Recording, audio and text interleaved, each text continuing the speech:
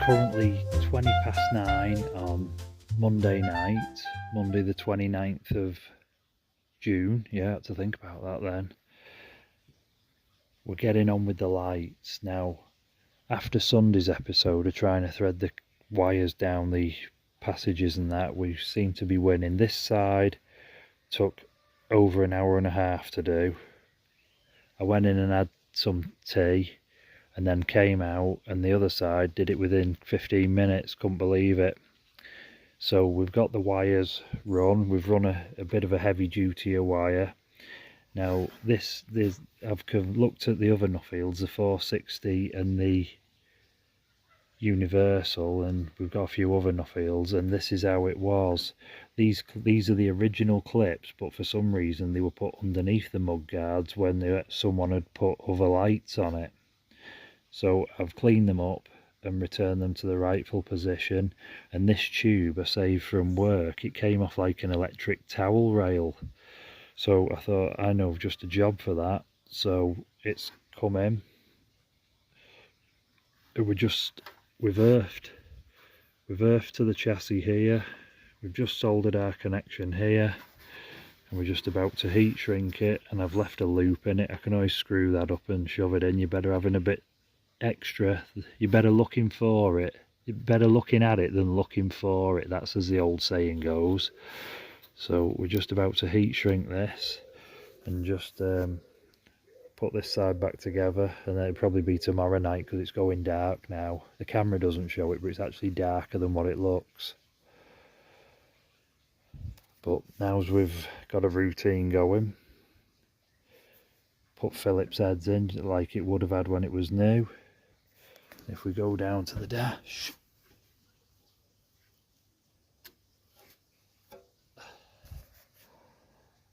there we go.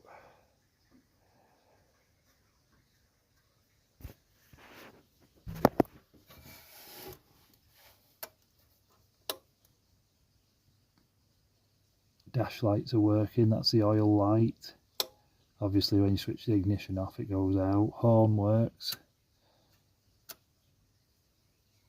So we're winning slowly, one job at a time. If I didn't have to go to work, we could blitz these, but unfortunately we have to go to work to pay for them all. So that's the way life is. So see you in the next video, or next clip. Oh, just before I go, I can't recommend these enough. An electrician who comes into our scrapyard recommended this. Milwaukee M12 soldering iron. It's got a light on it. You switch it on. This flashes until it's solid green, it's ready to go. So, and then if you switch it off, that's it cooling down. And eventually it'll go out. But you cannot recommend them enough. They get really hot and it just melts the solder lovely. Now I'm on a corded heat gun, so I'll probably end up getting a Milwaukee cordless one for when it's just like when you're out in the field. Luckily we're not too far from the workshop here, so we can manage as it is. So we'll see you in the next clip.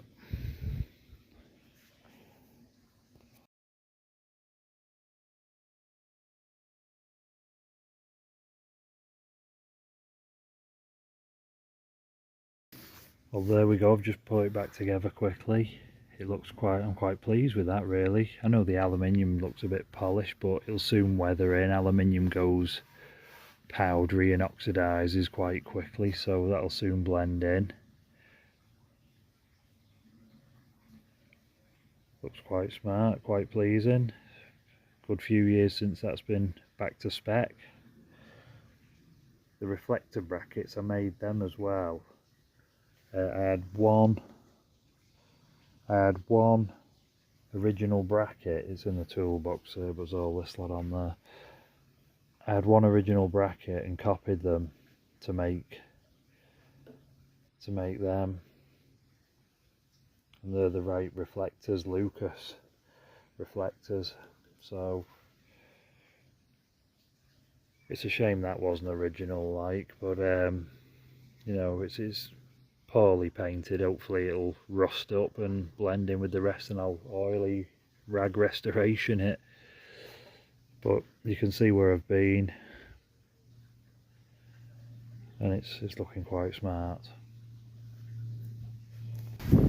Hello there, YouTubers. It's Saturday the 4th of July. I've not really done much. I've been quite busy this week at work, so it's just when we get a bit of spare time. I've managed to get the lights all back installed. I found the alley tube at work, and the original clips have cleaned up okay, so they'll get a coat of a wash roll just to preserve them. And obviously the light's new, but we can't do anything about that. This side's original, and we've used the original clips again. And after looking all over the internet at Google Images and the like, that is as near as I can make it. Now, I haven't spent any money here. The wires come out the scrapyard where I work. The rubber grommets have come out of central heating boilers, combi boilers where I work. The alley tube has come off like a electric towel rail thing,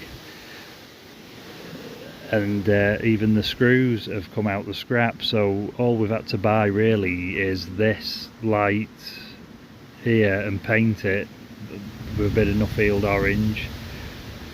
And anyway, it's all working. We'll give it a try. Just soldered all the connections. Okay, we're on side lights. Okay, working. Flower light.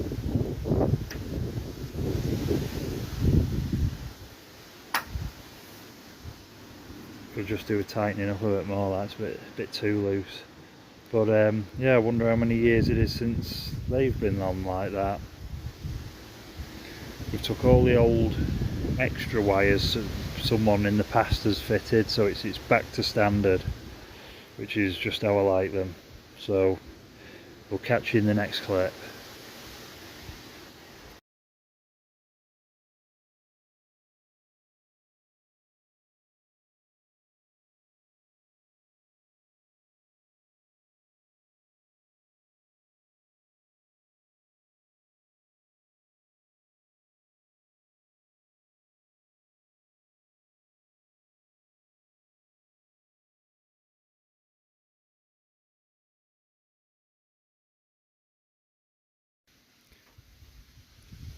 But it's looking a lot more like how it should be, back to standard, as I'd say. Little key features that pick out all the detail, like genuine horn, genuine relay. We've took off all the little farmer add-on bits, springs, clips, bits of baler twine. It's looking a lot better. I've tidied the wiring up here on the solenoid. It was all taped up with insulation tape and that, so I've gone over it with proper heat shrink. Looks a lot more neat and tidy. It looks better. This earth strap, I don't know what's happened to this. It's like it's been twisted up, but it's a right mess and it's quite sharp. So I don't like the look of that. So that's going. So I've saved a load of this stuff from work. Tinned copper wire. Gets weighed in as number 2 copper because it's tinned, and we've got a selection of these eyes that we can crimp on. So tomorrow, it's getting a bit late now, it's nearly 9, well, it's gone 9 o'clock, so tomorrow we'll get the hydraulic crimper, and it puts a really nice hexagonal crimp around there, rather than just hitting it with a hammer. It looks amateur. it's not a restoration, it's just getting rid of all the junk off it and making it look a lot more presentable, like it's a time warp one. But it's a couple of weeks since we water rolled it, and it's dried really nice. I'm pleased how that's turned out.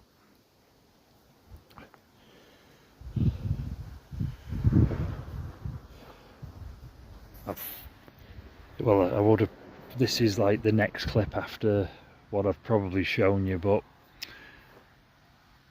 I've looked all over the internet to find how this went, because I wasn't quite sure how this went here, but that's how it would have been. Rubber grommet into some conduit. These are the original P clips, all took off, wire brushed up, cleaned up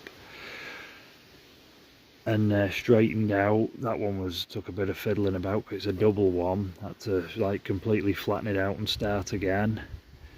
I have put a separate earth just to, I did it on the universal. It just makes it so much better, you know, because everything's old and rusty and bit of corrosion and that. It's got its own earth, so maybe that bit's not genuine, but everything else is. That's a reproduction light, and it came like gloss enamelled, but it looked too blingy, so I sandblasted it, and as you can see it's pitted it a bit, so it does make it look like it's got a few years on it.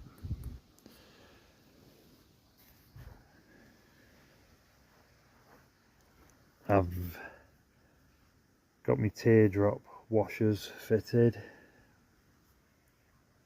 The new nuts have arrived. I'm going to sandblast them just to get the zinc coating off, make them rust in and look a bit older.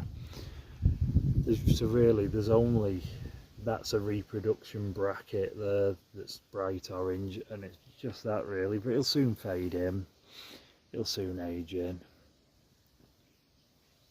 So now everything is working, it's rewired. We've got the dash lights there. We've got side lights.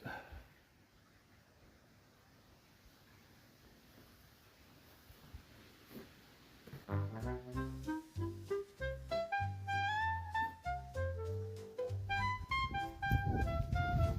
got our plough light.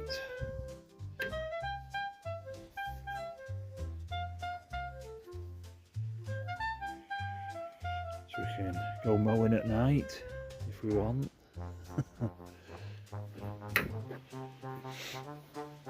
And then that's side lights, and then we've got dip beam, main beam.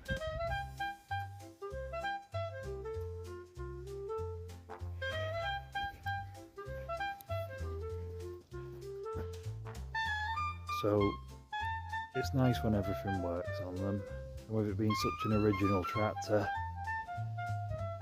we've got it registered for the road with our license plate here, registration 1966, age related plate, because remember it's an export one that's come back, so I had to get it registered over here. So the next job is service. Oil filter, diesel filter, which I've got, but I have not got an element for this because this is the export additional filter.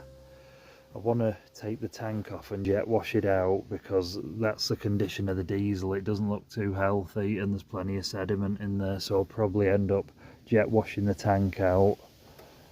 Just switch them off, then we don't flatten our battery. I'll probably end up jet washing the tank out and probably lining it with a POR 15 or something, but it's looking really nice. That's just how I wanted it to be. When tractors are in that kind of condition, it's so original, it's just like it's jumped out the history book.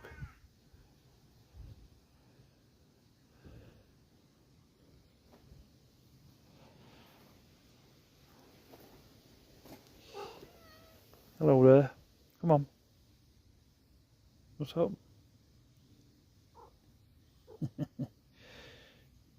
Scatty bugger.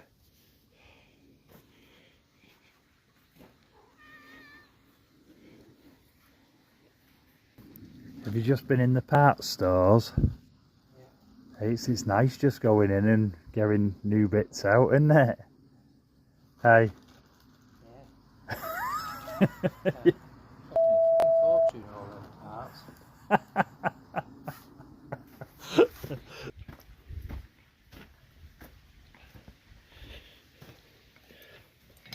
Look how dirty that is in there. Look at this. See? Yeah. Look at this. Yeah. Watch. Yeah, you can see it. Try not to spill it on that because I've oiled the tractor, it'll wash it off. Oh yeah. Rusty tank.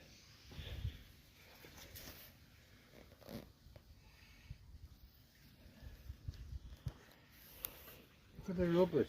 That's not even been sealing proper. Oh, it's off for you. Yeah, yeah. Well, it always started well, so you'll do it a good turn to flush it all out. You can see the rust in the bottom of the glass bowl. Tip the oil out, tip the filter out, look at it. Actually having a damaged pipe with a bit of rubber in came in handy. We just unclipped it and quickly pulled it away. Get rid of...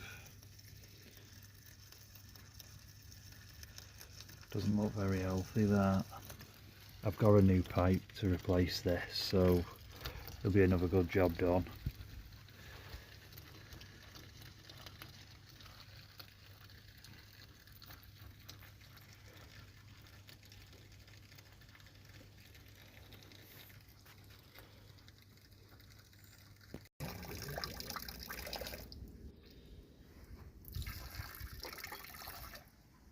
Courtesy of Mr. Charnley, there's a new replacement pipe.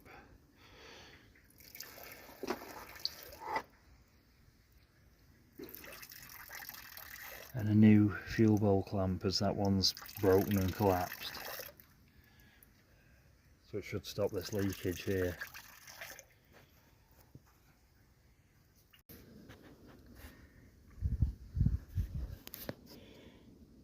Yeah, someone else has had the best out of that, haven't they? Yeah.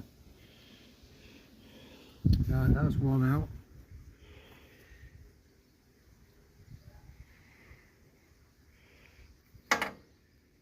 Well, this is the progress so far today. We seem to keep going backwards just as we put things together, take them more apart, but nature of the beast. This is a 1060. We've had to take the diesel tank off to wash it out because it's got a bit of rust and crud in it. I'll probably give it a tank liner with some POR 15 or something. Why we've got the tank off, it's the ideal opportunity to do the steering bushes. Now, you can buy the bushes from Charnley's, they're not that expensive. This one's 1.5 inches and that one we've already knocked in is 1 inch. Now there is a special stepped reamer. I'll insert a picture here for you. Now that reamer is made of unobtainium. The only guy who I know who's got one is Rick Cobley, who has a YouTube channel, but I've no contact details for him. And I have read in a post on a forum that he did mention that the tool never leaves his hands because it's just irreplaceable, which I can understand why.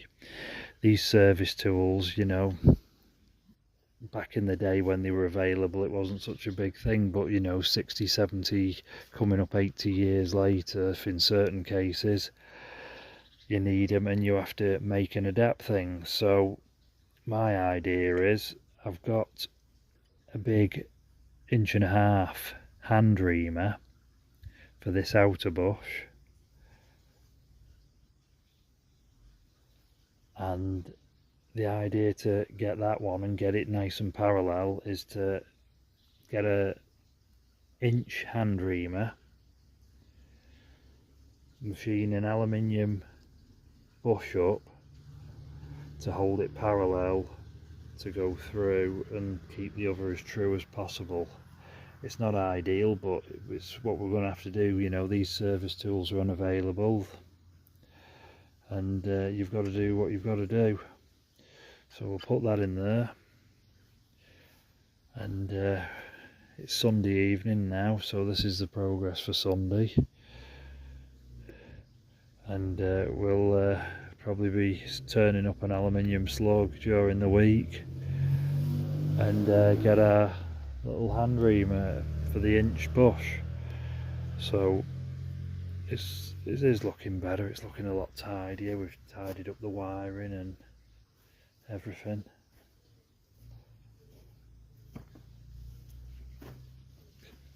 Done the fuel filter.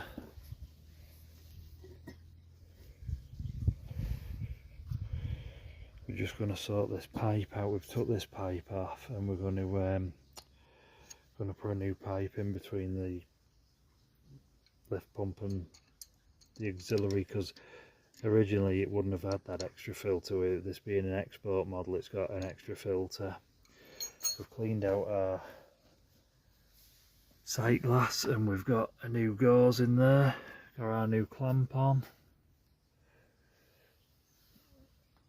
So it's once this get the steering box done, fuel tank washed out, it is finished as far as I'm taking it. So be a good job done. So that's the progress for this week.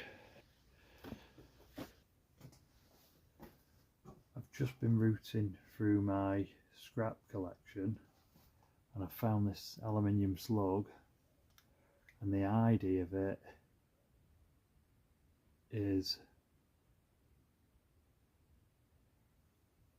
1 inch, 1.5 thou, which will be ideal for the reamer to pass through. So this will act as a guide, and I'll machine this to the OD size of the 1.5 inch bush. So this will sit in the casting with no bush for a start off. I don't really want to keep risking mauling the 1.5 inch bush up, messing about round it. So we'll machine this to that size, use this as a guide to get the far bush sorted, and then we'll have to just see how we go from there. It would be a lot easier if we had the tool, but we haven't, so we've got to make things and adapt.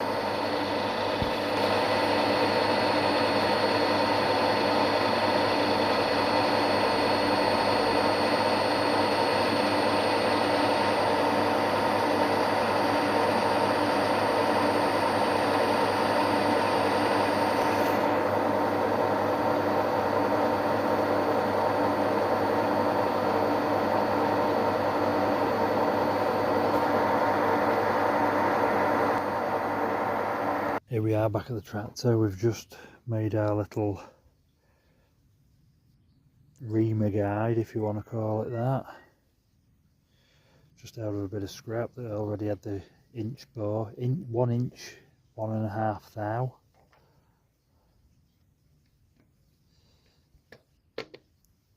Oh yeah, there we go. So that, the inch reamer will pass through that and should hopefully keep it all nice and parallel with that. Don't ask me how I'm going to do the outer one here, no idea. Hopefully we'll just have to wing it and see what happens.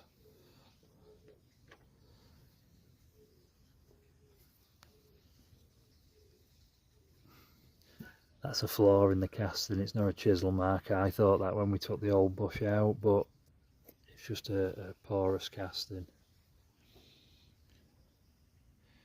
We're going to give it the upgrade. Instead of the O-ring on here, because they always leak, we're going to put the oil seal in instead, and we'll Loctite these closed, and hopefully it should be oil tight because they always leak down here. So should be good when it's done. The next job after the steering box is to rebush the handbrake, because it's got a bit of side to side movement. It can almost pull off the teeth. So that's people using it to climb up the tractor with. So onwards and upwards. We'll thank everybody for watching. welcome the new subscribers, and we'll catch you on the next update. So long for now.